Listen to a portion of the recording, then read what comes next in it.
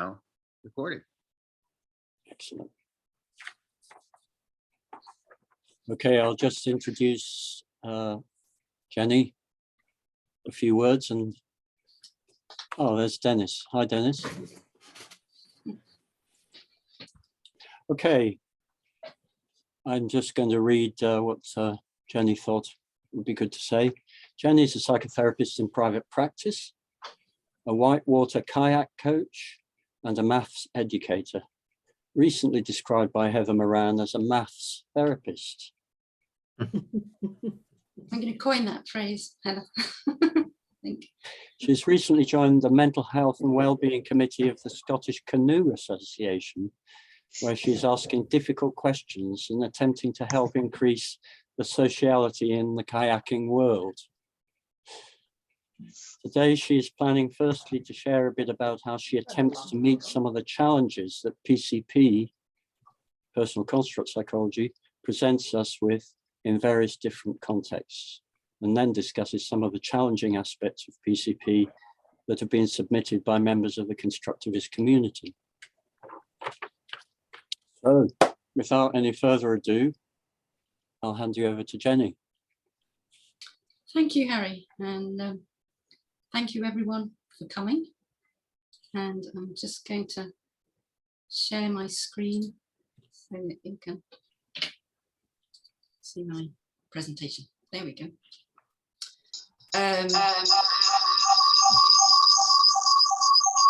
Right, that caused by.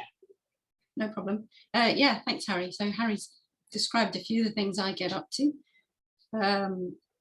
And I use PCP in one way or another in all of those contexts. And I think this is going to be a bit of a whip-stop tour through some of them. And I'm going to begin with a bit about me and the evolution of this workshop or presentation, which is a little bit of reflexivity, very central to PCP practice. So a little flavour of some reflexivity to start with. So when I first agreed to do this, I had a vision of quite an interactive event in which there'd be lots of activities, and I would personally have a fairly insignificant position in the proceedings, and we'd all learn something. But I was encouraged to engage in a bit of reflexivity before pursuing that line. I was having a bit of trouble with it, to be honest, so I did need to kind of reassess a bit. And that led me to realize that I was being influenced by a number of constructs about my position, if you like, in the constructivist meetup world. Don't know what else to call it, us. And it went along the lines of, I'm not a university professor. I haven't written any papers. I haven't invented any new methods. And so probably nobody would be interested in anything I've got to say. And I have to say my supervisor kindly encouraged me to reconstrue. And so I began with attempting to have a bit of sociality with the people who come along to these events yourselves, and ask questions like, well, do they really want to work that hard? People are doing this at all different kinds of day. Midnight, we've heard from one person. Some people are at the beginning or the end of a working day, and perhaps it's just not really appropriate to have everybody working that hard. Maybe they'd rather listen to something instead. Maybe they might be interested in something a little bit more personal. Perhaps I could reconstrue my role a bit, be a bit more present, entertain the possibility that people might want to hear something about me and what I get up to under the umbrella of PCP. So what you're going to get might represent a little bit of a slot rattle, but well, hey, behaviour is an experiment, and this is one of mine. So the plan, I'm going to start with how I use and use PCP in different contexts, and I've given them little headings. We've got maths and alternatives. We've got therapy and standing on our heads. And we've got kayaking, success and threat. And then in the second part, we're going to explore 3 questions that have come out of the Constructivist community. So thank you very much to people who sent questions in.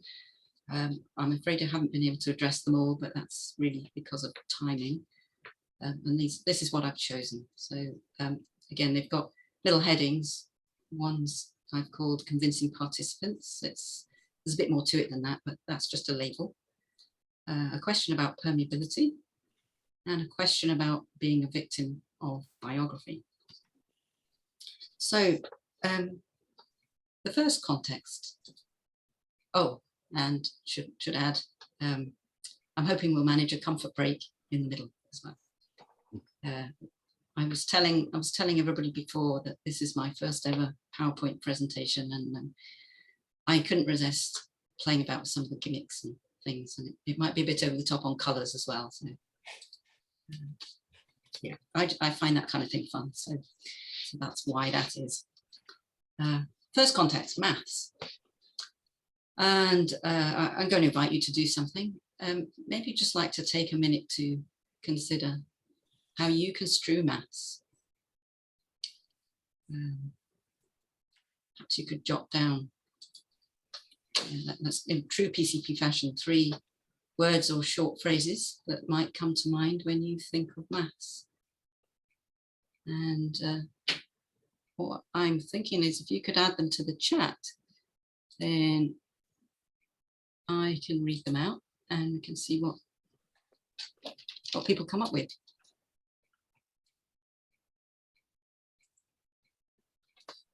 Anybody brave enough to say anything?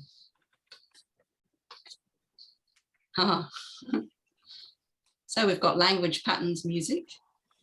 We've got logical, fun, useful, abstract, difficult, important, abstract, precision,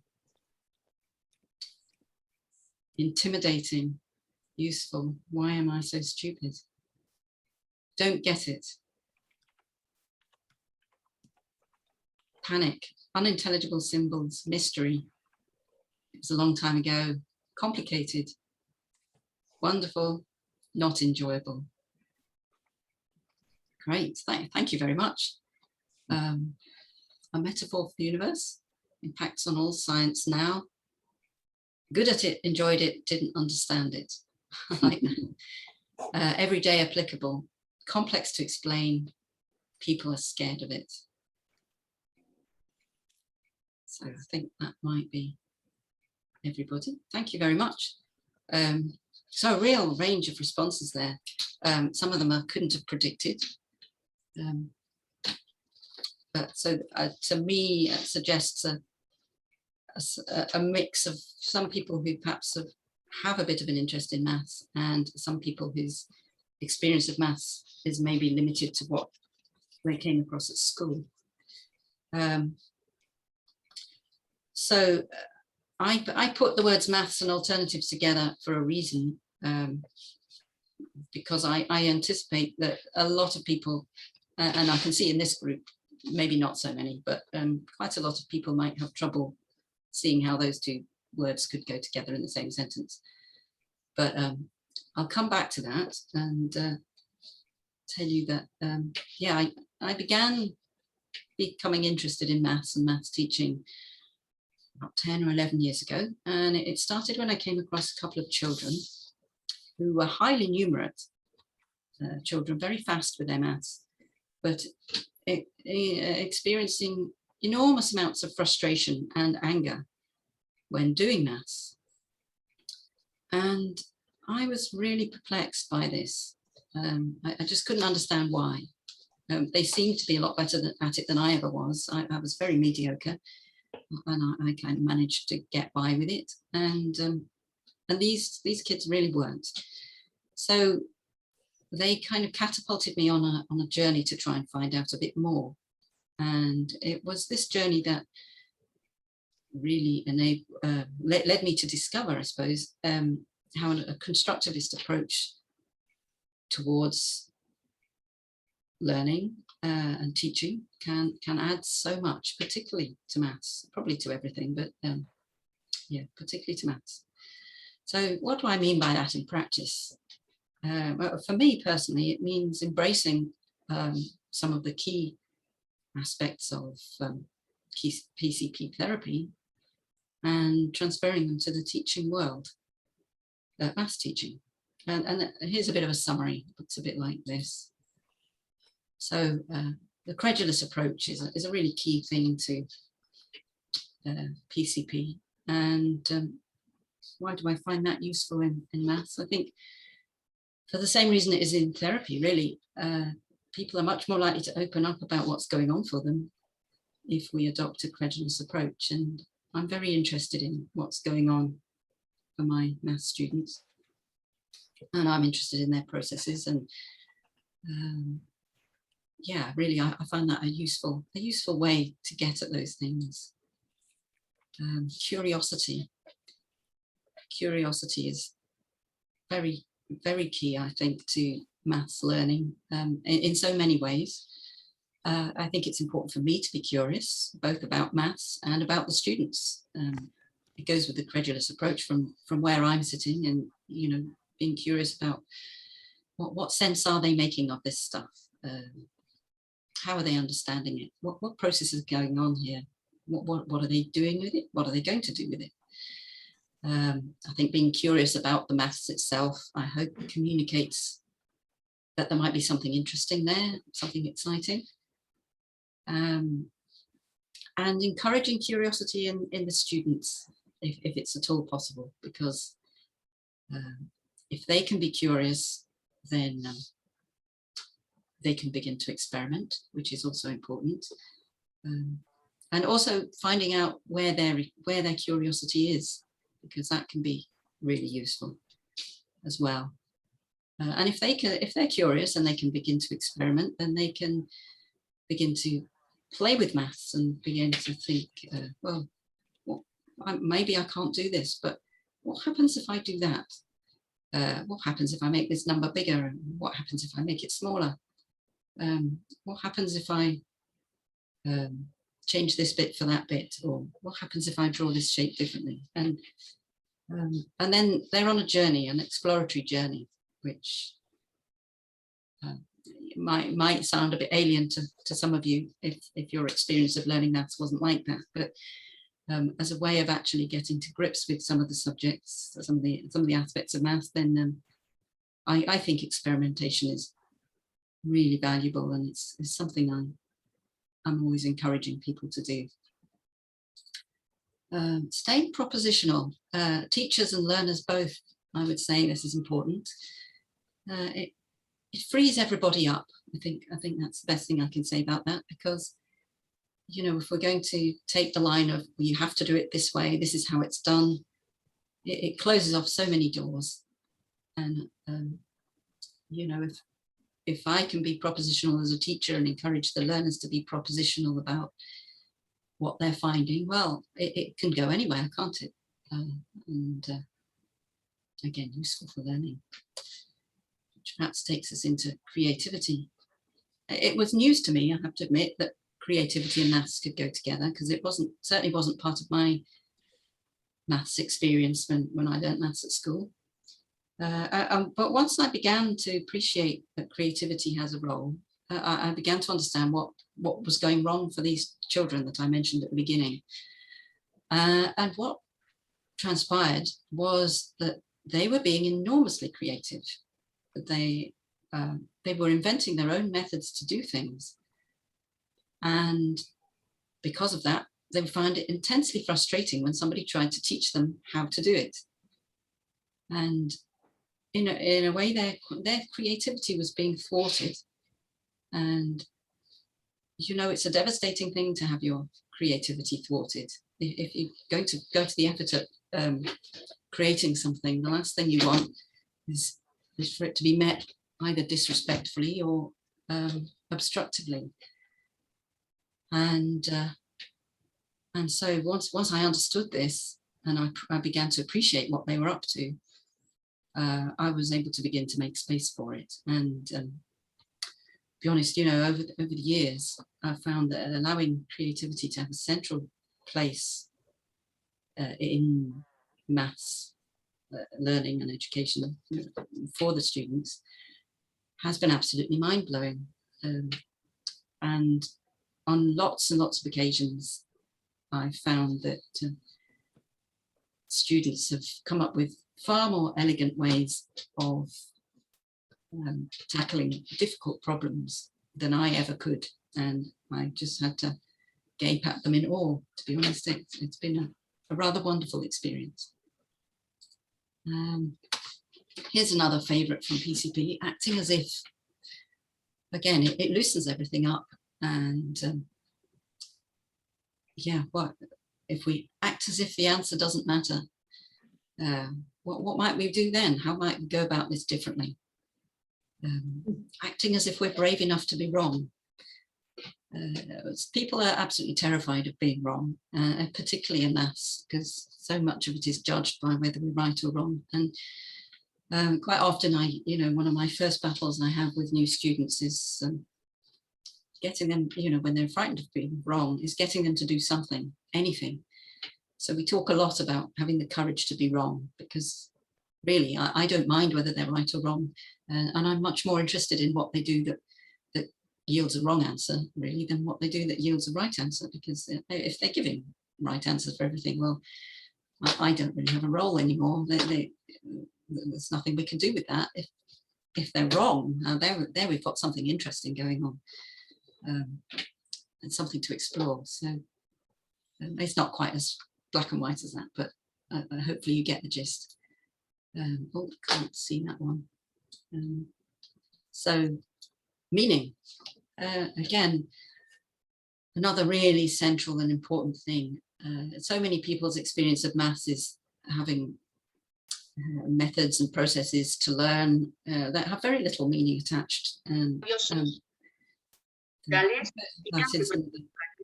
para construir relaciones de igualdad entre mujeres y hombres y sobre todo entre la población más a nivel so the meaning, it's really difficult to get your head around a subject which has no meaning attached to it. And so finding ways of attaching meaning to maths concepts and processes, I think, is absolutely crucial. And once you get some meaning, the subject looks really different. All the rote learning kind of disappears, and you get something you can actually relate to. Let's move everybody again. I might just minimize that actually. There we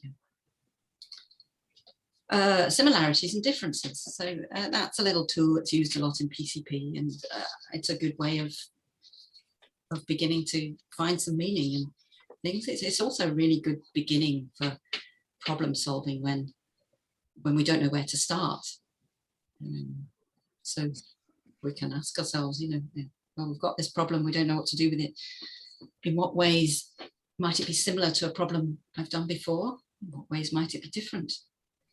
And so on. Can do the same with concepts or anything. And we begin to attach a bit of meaning to it.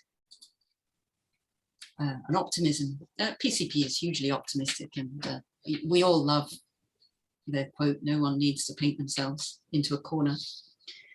One of the people that's been hugely influential in my maths journey is Professor of Maths Education at Stanford University, Jo Bowler. And she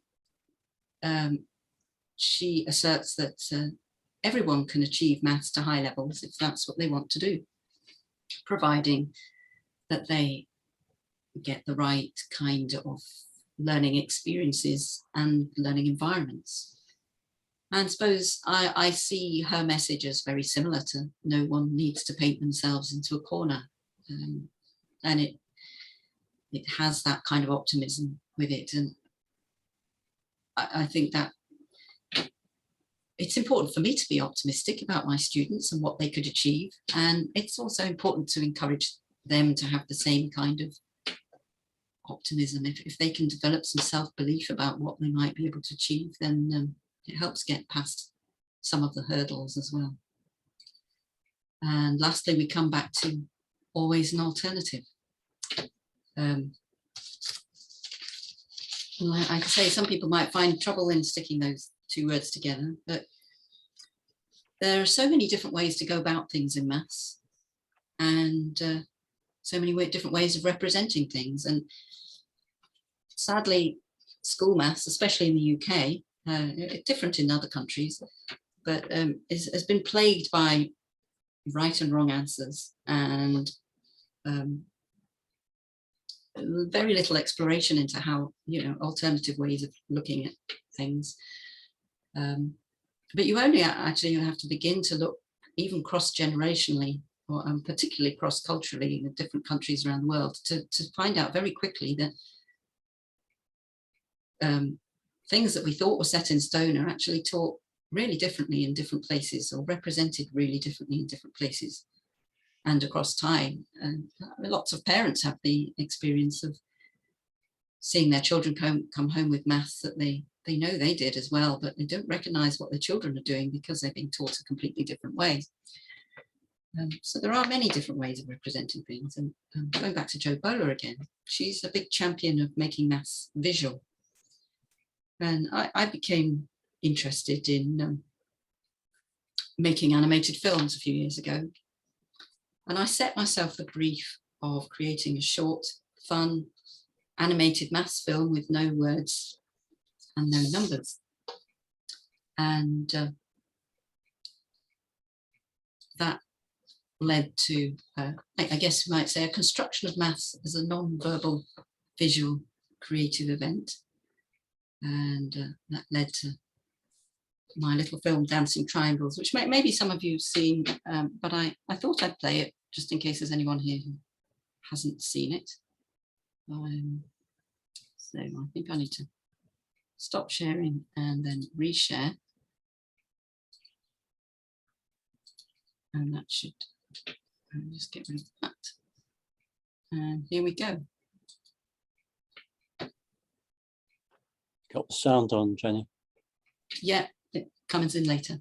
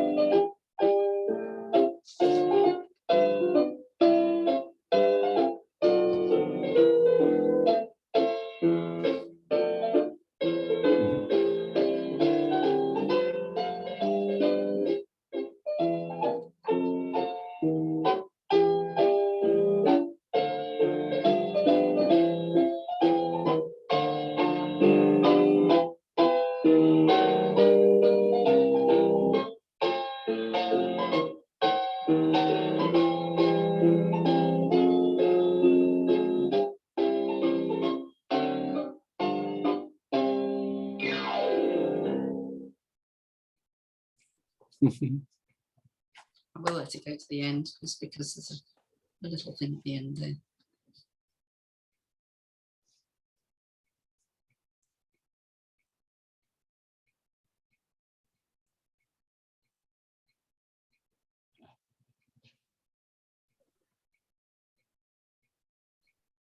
There we go. That's maths. Probably got a minute if anyone's got any questions about any of that. If not, just move on. Just want to say how wonderful they are. Thank you, Harry. There's another one as well. I can put a link in at the end if you're interested, but I wasn't going to play it as part of today. So, take a bit of making, don't they? They take an awful lot of making, actually. Yes, I'm very slow. It takes, I think that one took the best part of a year to do. Really? well, I had to learn how to do it in the process. Yeah. So it represents a very steep learning curve. And the next one I did a bit quicker because COVID came along and gave me lots of time. So I was able to bring that one on a bit quicker. I maybe did it in about 6 months. So anyway, I better press on because I've got ridiculous amounts of things to get through. So back to the presentation.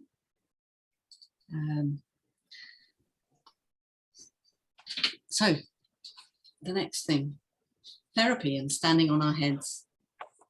So here's a little quote from Kelly. The sincere therapist is one who will do whatever is necessary to help the client. And help the client. If it were necessary, the sincere therapist would stand on his head to help the client get well. So what do I mean by standing on my head for a client? Well, I think for me, this has come to mean doing something a bit out of the ordinary. I don't know if that's what Kelly actually meant, but as a bit of an invitation to be a bit less conventional where necessary. So I'm going to tell you 3 little stories about doing something out of the ordinary in therapy. One story about a music therapy student, a story about a candle, and a story when experimentation seemed impossible. So the music therapy student, he came along to me. It was part of his training. There was a requirement to have some psychotherapy. We kind of began okay. I had an anticipation it probably would be okay because anybody studying therapy is bound to have an interest in the therapeutic process. But it didn't take long for me to realize that something really wasn't going the way I expected, and something wasn't quite right, and I didn't know what it was. So a good Kellyan tradition. If you want to know what's wrong with a person, ask him and he may tell you. And well, he did. And it transpired that he was actually really frustrated and disappointed because he didn't want to do talking therapies. He was on a music therapy training and he had really been hoping that he could have music therapy, be on the receiving end of music therapy, and couldn't see the relevance of talking therapy. And so we explored this a little bit, and he had some real concerns about the kind of experiences people would have coming to music therapy, particularly what it might be like for them to be presented with a range of musical instruments, particularly if they've never had any experiences with instruments before, and how that might feel, what it might be like, and just the whole kind of thing of what it might be like to be in a situation where you're being expected to do something with instruments that you don't know anything about. So my bit of doing something out of the ordinary was I was able to get hold of a bunch of instruments. I made sure they were ones that he hadn't had any experience in. I didn't tell him what they were going to be. And so I brought him a clarinet, a flute, and a violin. And so he got his experience of being presented with a bunch of instruments and being expected to do something, and it being in a therapeutic context. And I think he got a lot out of it. He thoroughly explored. He thoroughly enjoyed, exploring the instruments, doing all kinds of things on them, and talking about what the experience was like for him. And we went on from there onwards. We used music a bit in a number of ways. I don't know if some of you have come across Tom Ravenet's A Drawing and Its Opposite. Well, we used a composition and its opposite. And he did some lovely work along the angry, calm continuum, composing some really interesting pieces. And so for me in that series, we went on after that to use talking therapy perfectly happily for the rest of his allotted number of sessions that he had to have for his training. And he brought lots of different aspects of his life to therapy and explored them using just talking very happily. And I think I don't think that would have been possible if we hadn't done the musical instrument experiment. It really was a turning point. It was, I guess, something to do with meeting him where he was and meeting his needs. So that's him. The next little story is about a candle. It's actually about a young person, a girl aged around 11 years old. She came to me with some behaviour problems. She seemed to be quite destructive in a lot of the contexts in which she operated, and seemed to enjoy wreaking havoc generally wherever she went.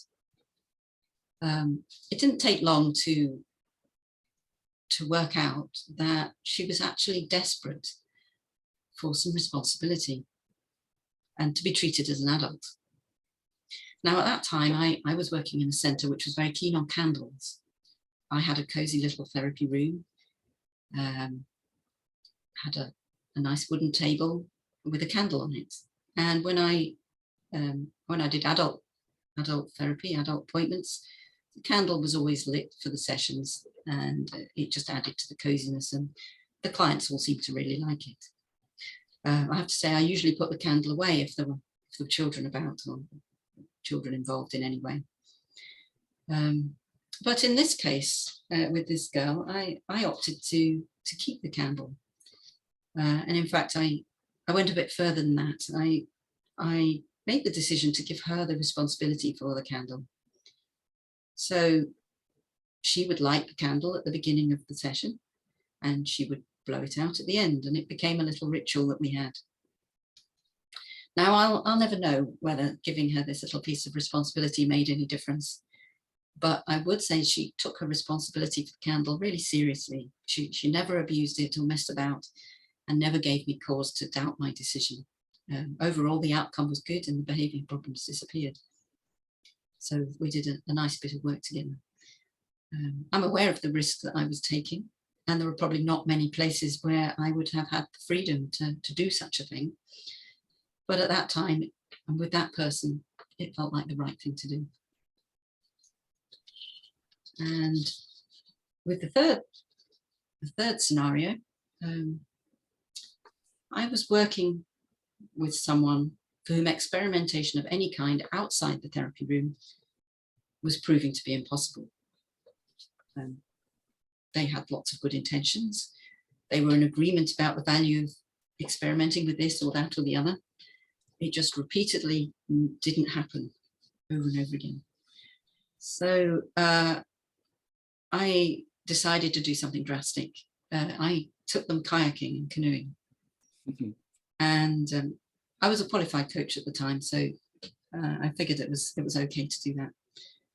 I still am a qualified coach, but yeah, I had my bits of paper, so I could justify it in that respect. And this seemed to, anyway, the experience seemed to have the effect of transporting them far enough out of their usual ways of going about things that it actually led to a series of experiments in being out and about, which we did together for a while. The difference being that suddenly they were able to initiate some of these experiments and decide what they were. And ultimately, this led to them making experiments of their own out and about without me, and ultimately being able to make some really significant changes in their lives. So I have come to the conclusion that it's okay to do something. There are a lot of times when it's okay to do something a bit out of the ordinary. And yeah, and those are some examples of when it's been quite effective. So, I don't know if anybody's got any questions about that, or just move on. Can you say whether that you were using the pronoun they? Was it? Can you say more about the person?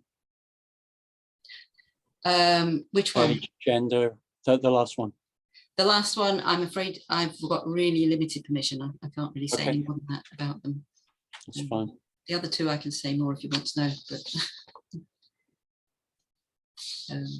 Lovely examples. thank you.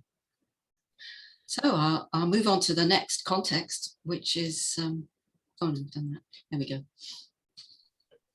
Success and threat on white water.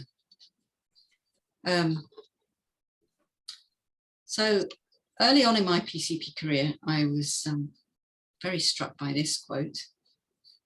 It's not so much what man is that counts as what he ventures to make of himself.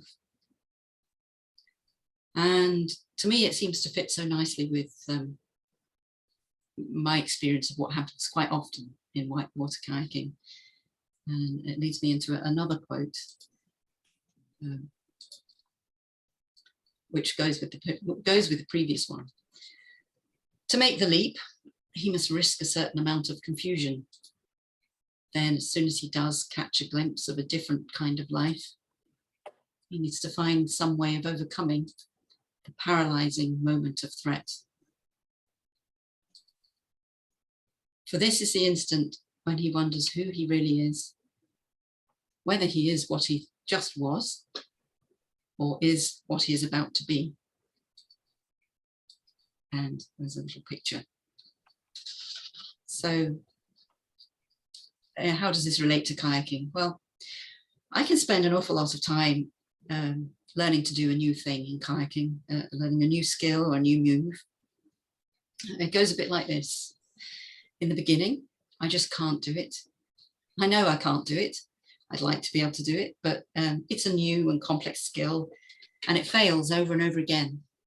And that's fine. It's predictable. The failure is predictable. There are lots of ways to fail and I explore them all. However, as my understanding of what I'm trying to do increases, I get occasional glimmers of success. Signs that I'm learning something and that I'm moving in the right direction. And that's okay too.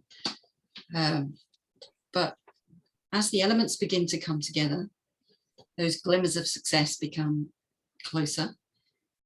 And there becomes a point when too much success actually becomes terrifying.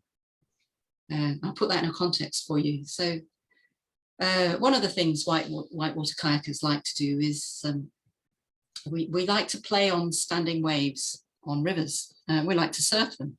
There's all sorts of things you can do on them, but surfing them's something that a lot of us like to do. So let's suppose I've got my eye on a wave that's perhaps a little bit too big for comfort. Well, as long as I fail, I can predict the outcome. I can feel okay. I'd really like to be able to get on that wave, but I just can't. And I can comfortably watch and envy those other people who seem to do it with ease. And I can have a little tentative go and not manage it. And that's kind of fine. There's a bit of frustration there perhaps, but overall that's fine. But as I keep trying, if I'm really wholeheartedly exploring this thing, what happens when the elements do begin to come together? And instead of being spat out to one side of the wave, I actually catch it. Well, now I've caught it. My boat's speeding down the front of it. The wave has got me. I'm actually doing it. The thrill of the success is rapidly followed by threat. If I stay on this wave, what then? What does it mean? What's going to happen? Will it hold me? Will I be able to get out again? Will I drown? Can I control things now that I'm here? No, I absolutely can't. It's all happening too fast. I don't feel in control at all. Get me out of here. And I will be getting off that wave as quickly as I got on it. That takes me to, there we go. That's me on, it doesn't really come out in the photo. Photos always flatten these things, but that's a fairly large wave. I think some of it's probably below the photo, but that was about a bit bigger than my comfort zone. I was trying to learn to do something on it. But I can say for sure, after having that experience, the next 10 or so attempts to get back on that wave will all fail. And why is that? It's because now I have an inkling of what that success is like. And even though part of me wants it, it's very, very scary. And as long as things stay as we know them, we can predict. And as soon as we move into that new place, we can become completely overwhelmed by the threat of the success and everything it brings with it. And that's kind of how it goes. And in whitewater kayaking, things can happen very fast. And they're quite often rather more black and white than they are in other arenas of life. So for me, this scenario, it not only captures, but perhaps magnifies what the threat of success can look like, an experience so many people have when they're trying to change. I'd like to add that there are many, many ways to play in kayaks on rivers, and they don't all involve white water, and they don't all involve massive amounts of threat. But if you're like me at all and you're always wanting to learn something new, then this cycle repeats itself often. So there's nowhere where I experience this more rapidly and repeatedly than learning a new skill on white water. So I think that probably takes us to a place where we could have a little break, unless anyone's got any questions about anything I've said so far. Could you just explain about the standing wave? Because you've got a river, and how is the standing wave? Well, a standing wave, well, it's a river feature, very much like, it looks a bit like the kind of wave you might see in the sea, except it's a wave on the sea will roll in towards the beach, whereas the wave on the river stays in the same place. So that's why we call it a standing wave. It's kind of fairly consistent. You approach it from behind or in front? Or both? Well, you would approach it either from above, which is really very difficult to do, or from the side. If it's a good one for playing on, there's usually a nice way in from the side. A place, an eddy, we call it an eddy, which is a bit of water that's not flowing downstream, but actually flowing back on itself upstream. Right. In an ideal scenario, there'll be an eddy next to the fast flowing bit with the wave, and you can sit in the eddy and not flow downstream, and you can access the wave from there. And then when you get spat out, you get spat back out into an eddy again, all being well. I don't know if that makes any sense to people who don't know anything about whitewater kayaking, but hopefully that's a little bit clearer. I could draw a picture if you like. But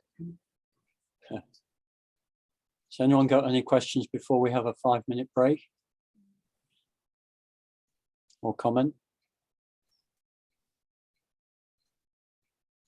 I think they want their 5-minute break. I think they want their break. Yeah. Okay.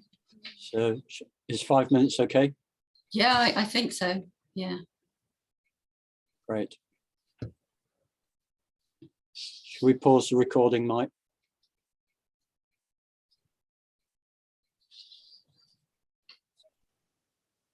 But that's not really participatory, is it? That's didactic. It's not participating. Yes, you're physically in the room. The hope is that it is the opposite. We're still hoping in 2021. We've got to do more than hope, though. I think we've got to change the way we make people, we train people, and change the way people see themselves. I think we're learning that today. Yeah. Jenny, shall we go back to you? And are we all back? That's a very interesting conversation. We can do some more discussing later. Just go. I've just put it on again. So over to you again, Jenny. Okay. I'll find my presentation again. Yeah, that's where we left off, I think. So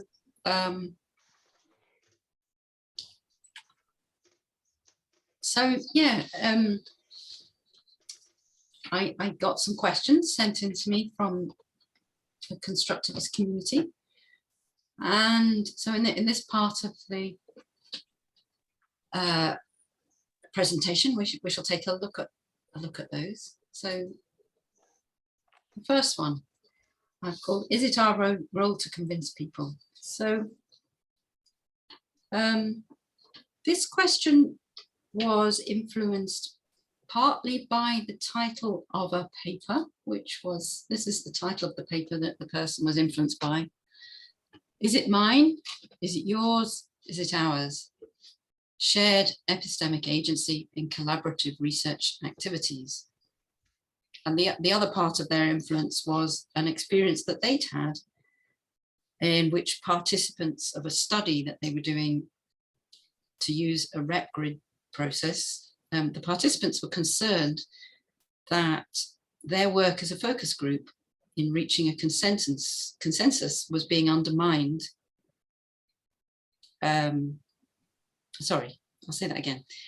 That their work as a focus group in reaching a consensus undermined the position of individuals in the group. And so the actual question was framed like this. How can you convince participants that their agency is not only protected, but nurtured when you're working on a group project to create knowledge using a grid? So I'll just say some of my responses to that to start with.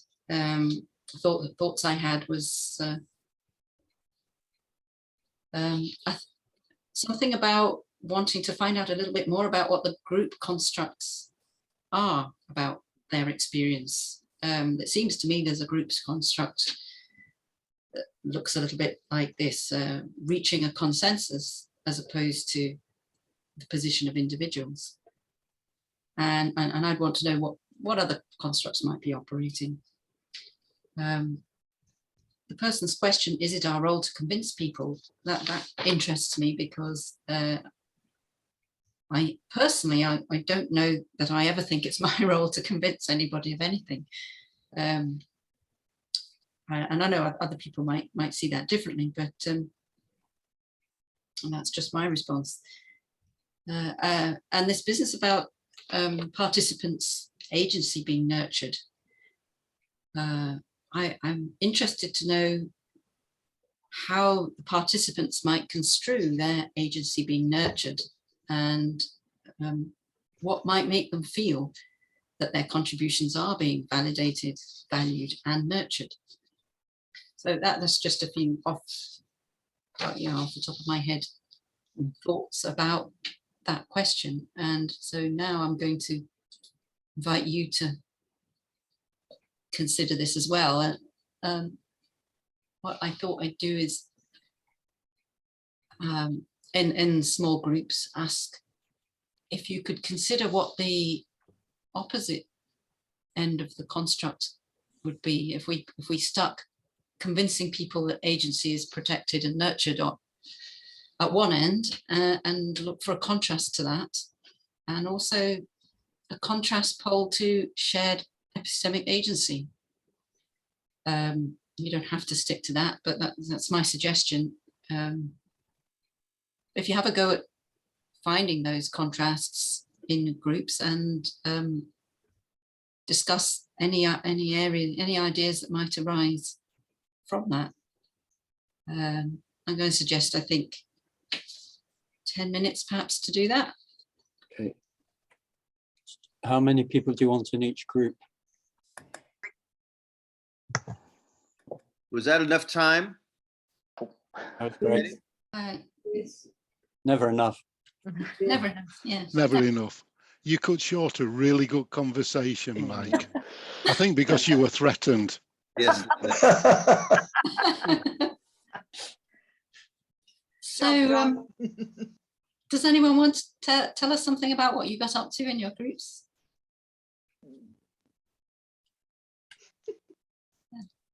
We did a lot of discussing the question.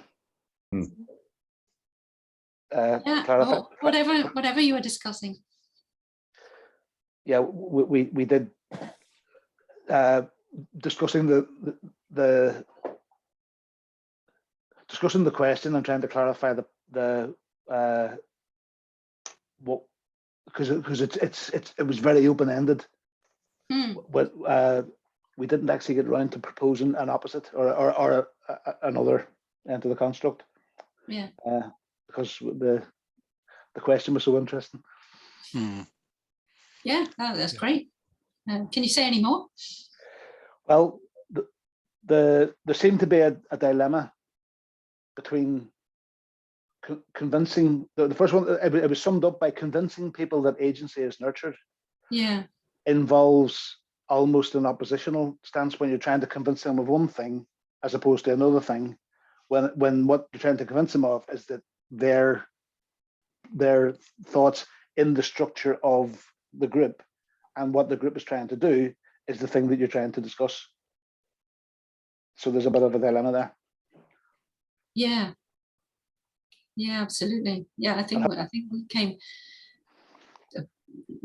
we kind of came to the conclusion there was a bit of a dilemma there as well. Almost a kind of paradox. Maybe just the word convince, the connotations of the word convince, rather than, I don't know, facilitate or illustrate, or for me, it was almost a kind of, I wouldn't say double bind, but kind of wandering down that direction. Yeah.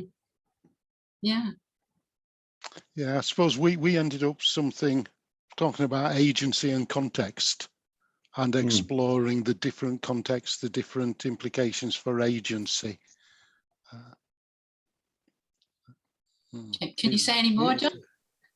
I don't think so. Thank you, Jenny. Okay. I don't have permission from Mike to explain why he was threatened. Keep saying I was threatened. I was not threatened, believe me. Are you trying to convince me, Mike? Yes, I am.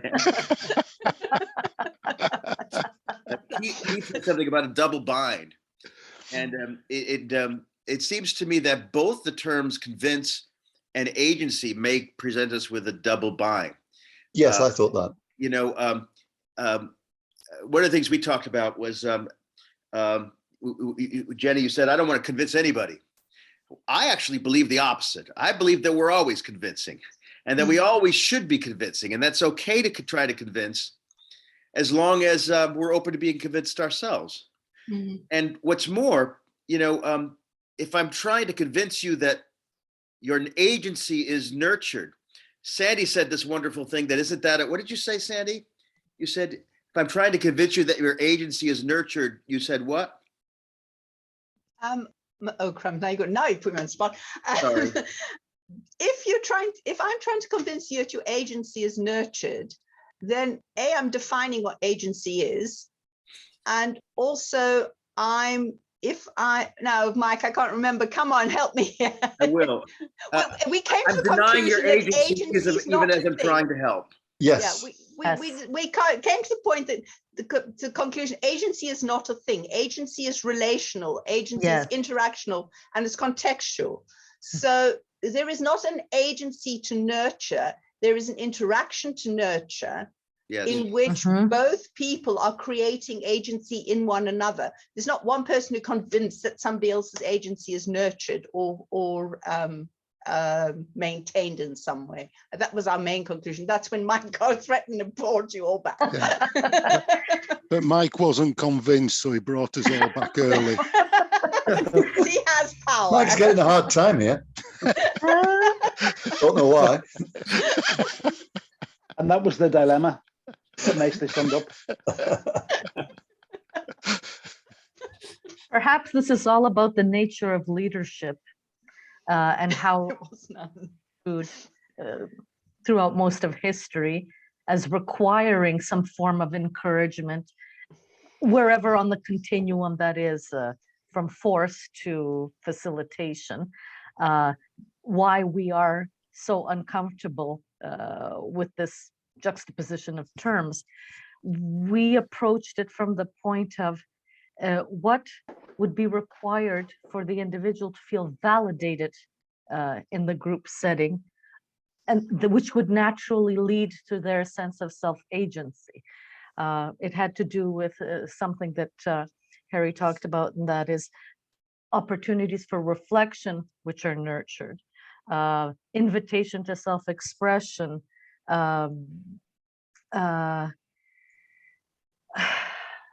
recognition of the fact that voices need not always be heard at all times, but they will be heard.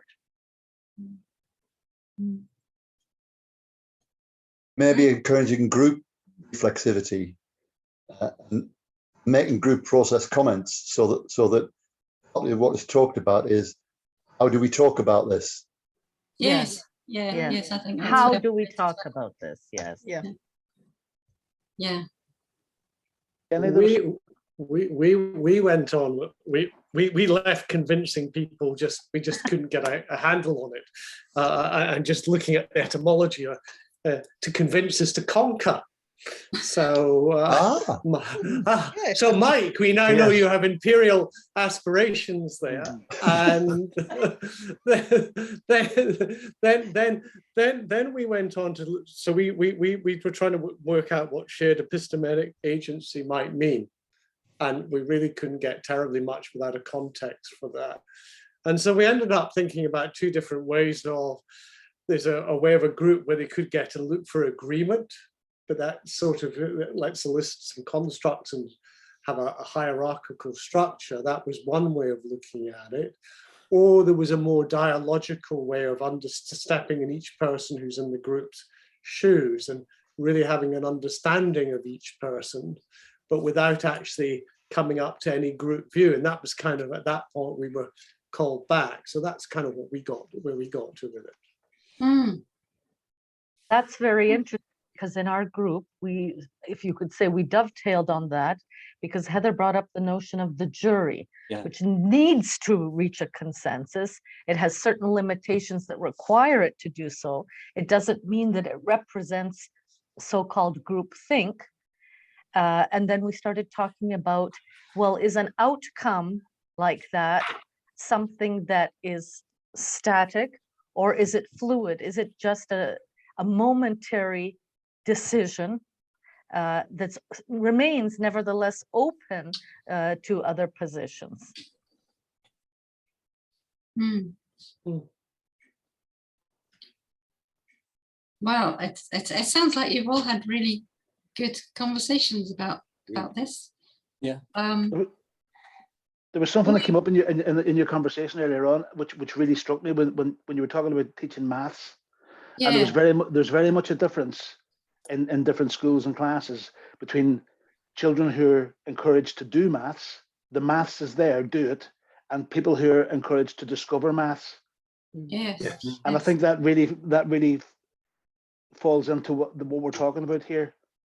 If you take on board, and if you as a teacher have to coordinate those efforts and instill a love of the discovery, facilitate and coordinate the group and the individual, and any group of people that you try and get together where you're trying to nurture agency and confidence in their individual own agency. I think that lays on top of that directly. Yeah, I don't. That's relational. I don't think an exploratory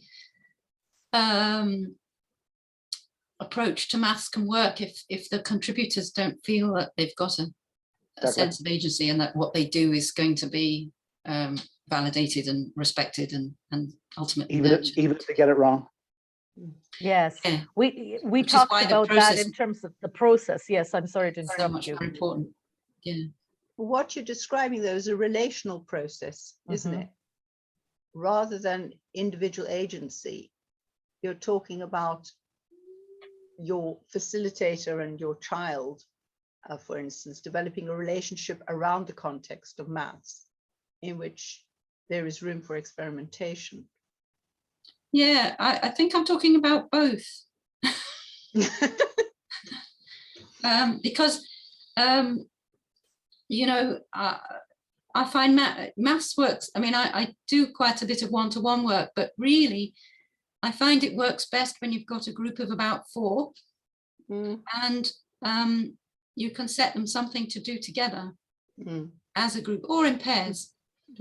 Impact, you know, 4 is nice because you can have 2 pairs, and they can work on things and then present what they've come up with to the other pair, or if everybody's working individually, they come up with something and then they present how they did it to the others. And you can kind of guarantee, if you've got 4 learners in a group, that they'll all have they'll all have come up with something a bit different, and they'll all have something to share. So yeah, there is my relationship with them, and the sort of setting the culture for that. But there is their relationship with each other and their relationship with the material, which is all kind of key as well. And I think from what you were saying earlier, that the context you set that in is one of interest in their process. Yes, very much so. Yeah. Rather than in whether they've got the answer right or wrong, and that makes it possible for somebody to share it, doesn't it? Yeah. Because you're not ticking it at the end. I was in a maths class this week in a school with 7-year-olds, and they wrote their answers on a little board in front of themselves and then held them up. And when one was held up that wasn't right, the teacher said, "No, not that one."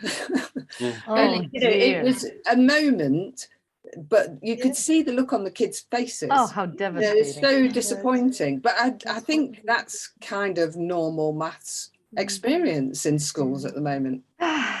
This becomes really important if you're working with children with dyscalculia as well, because they don't even have the language in which to talk about it. Exactly. If you've got a group of children and you're working with them and they're all dyscalculic, I mean, generally have other language issues as well, but you've got to start from a position of experimentation, because you're still reaching the constructs, never mind actually working with them. So that is all about their participation with each other and interaction with each other and with you, in order to create that, as you say, that culture, Jenny, where the constructs can grow first. Yeah.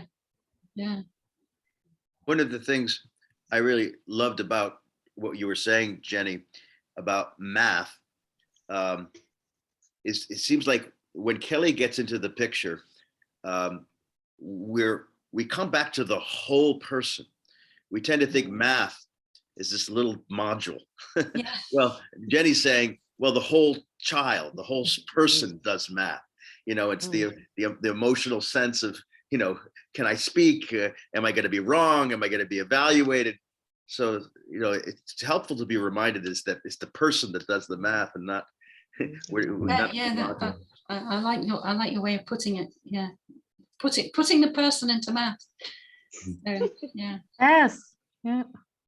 I wonder what would happen if you asked a group of kids for their constructs about maths and then their constructs about learning art.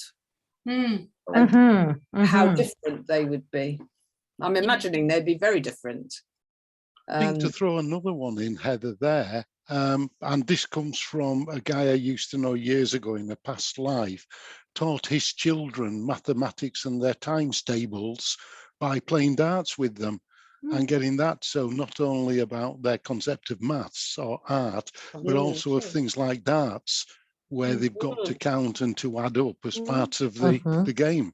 Yeah, so that's a lovely example of finding a meaningful context. They want to play the game, and part of the game is being able to keep track of the score.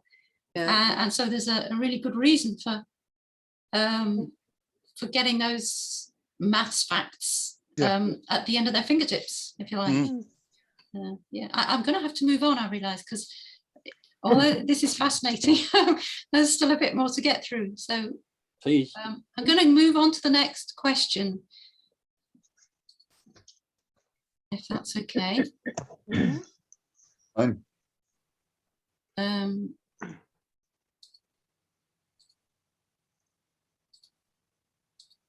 So our next question is about permeability. Let me move them. So just in case anybody's not familiar with permeability, the definition: a construct is permeable if it admits newly perceived elements to its context. And Do you need the next slide, Jenny? Is it 19 slide? That's the same. Yeah, it's I've the same got- slide. It's got a bit more on it. Oh, I see. Oh, we Sorry. can't see it, I guess. You what? What? Is it below? I've just added another line. Oh, Can't see it. Have you can't, got it? no. It's impermeable if it rejects. Oh, have you not got the permeability slide at all? Not No, at you've all. got the activity slide up. That's very strange because that's not what's on my screen. What slide number is it? I think you were sharing the wrong screen, Jenny. Yeah. You were sharing your screen rather than the presentation screen. Right, okay, let's try again.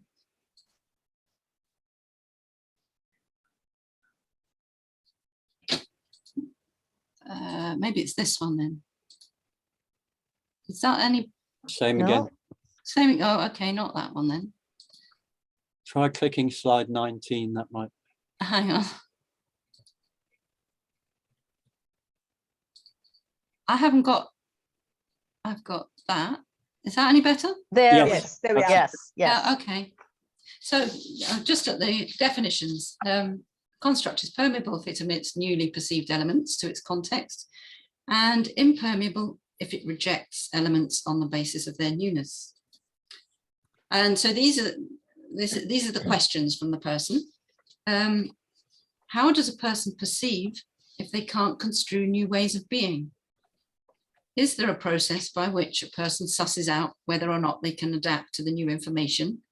And what does it involve? Hostility.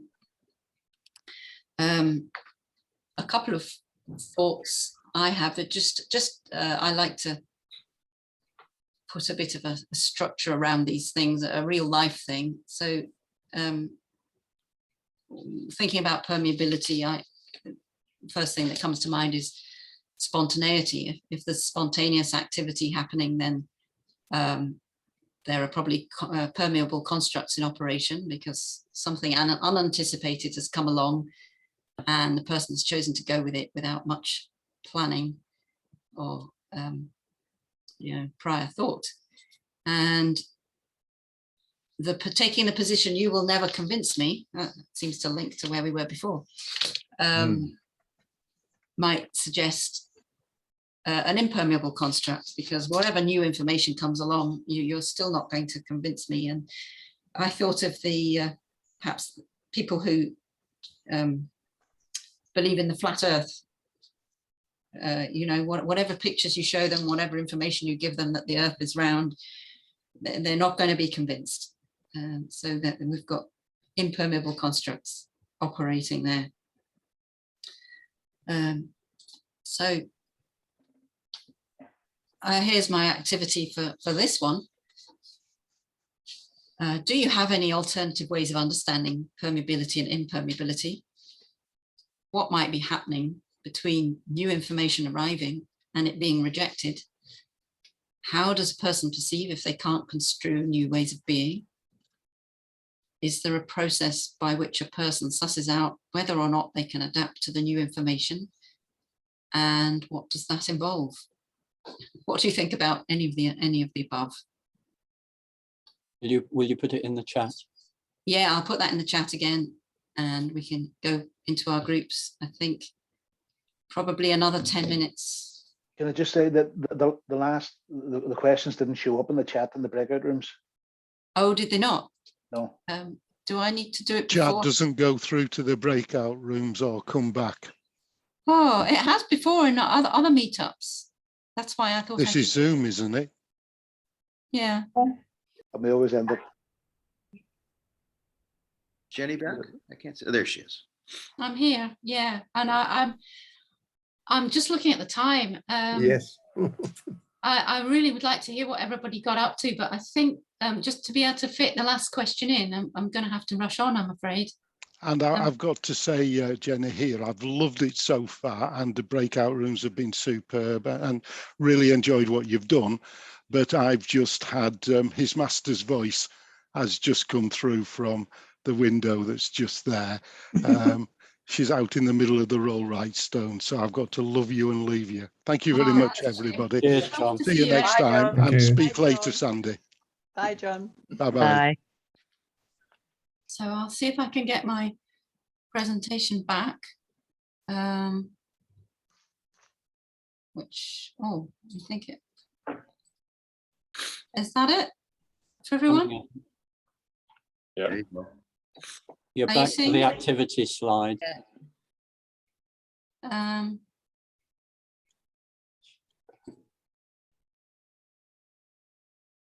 So have you got it there?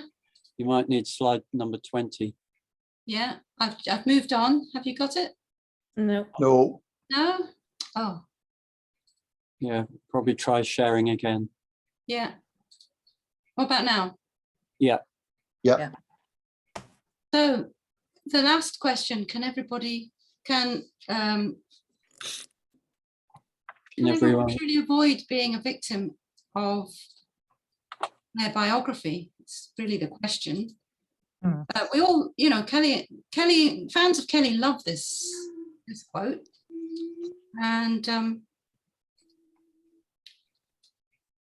we don't often question it, but it's being questioned here. So I'll just give you a bit of background. So this question's arisen particularly in therapy, in situations where adults have situations in adult therapy where they have grown up as children. I don't know if I've got that on the slide. Yeah, oh yes, I have. Therapy with adults who as children grew up with parental suicide attempts.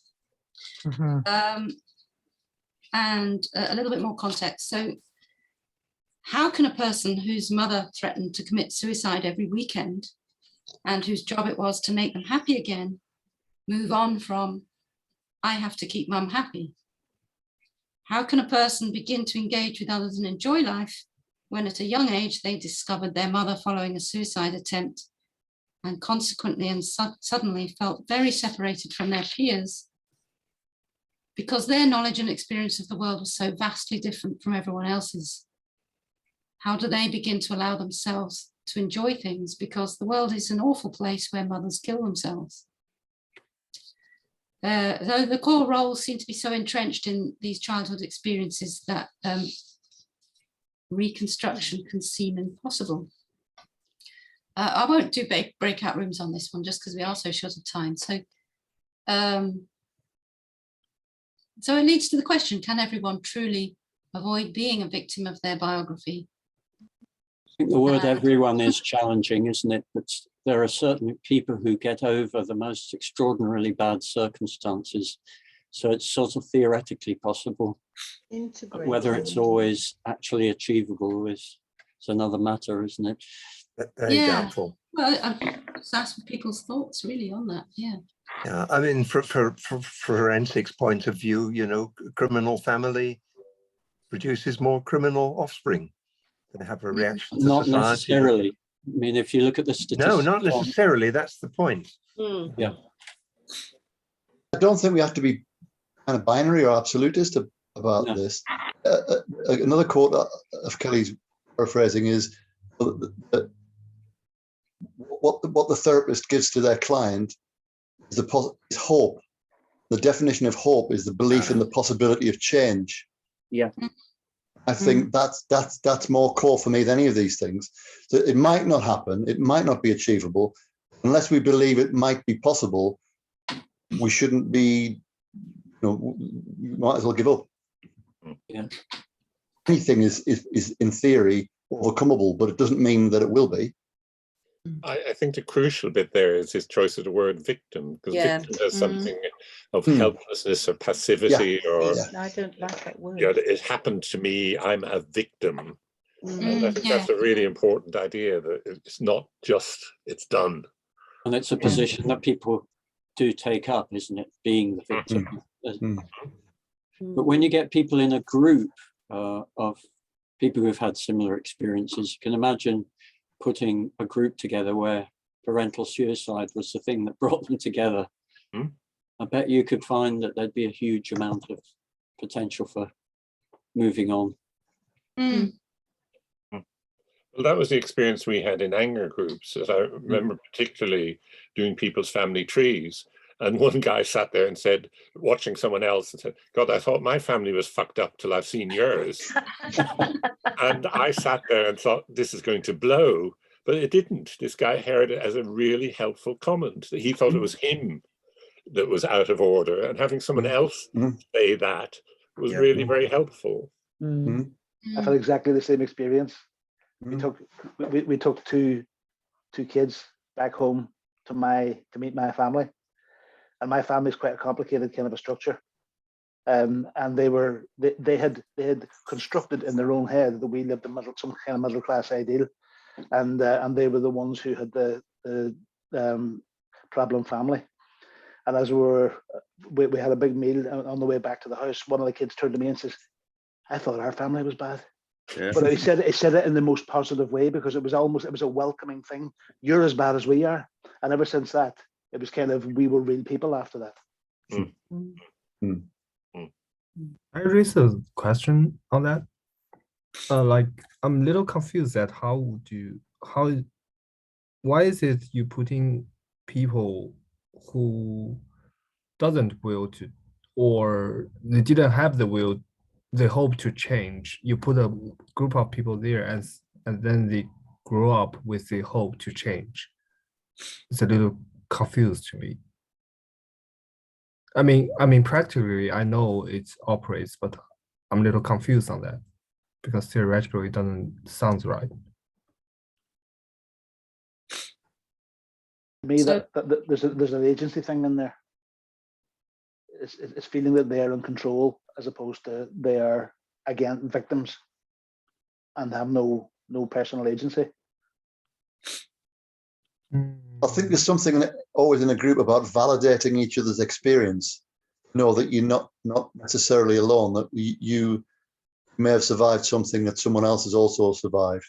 I think agency can grow from that feeling of worth, validation you might not have had. You think, well, like someone just said, nobody can be as bad as what happened to me or what happened in my family. And then you think, actually, no, this is part of human experience. It can be survived. I think that can be quite healing.